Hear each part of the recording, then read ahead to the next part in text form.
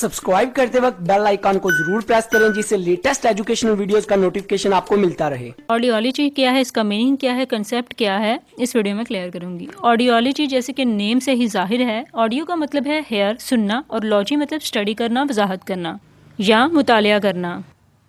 मतलब ये कि इसमें समात यानी सुनने की जो वजाहत है, स्टडी है, उसके बारे में डिस्कस होता है। ऑडियोलॉजी का मतलब जो कि लैटिन वर्ड से ऑडियर से डिराइव हुआ है, जिसका मतलब है टू हेयर। ये साइंस की एक ऐसी ब्रांच है जिसमें हेयरिंग लॉस या पोर्शन ऑफ हेयरिंग या बैलेंस डिसऑर्डर को देखा जाता है, यानी किसी इंसान की सुनने की सलाहियत क्या है या आवाज़ को सुनने की नॉर्मल फ्रिक्वेंसी क्या है।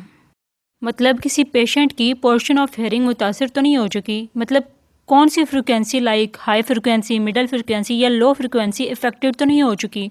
ऑडियोलॉजिस्ट जो कि स्पेशलिस्ट होते हैं, मींस के डॉक्टर होते हैं जो कि ईयर डिसऑर्डर यानी हेयरिंग लॉस की स्टडी करते हैं।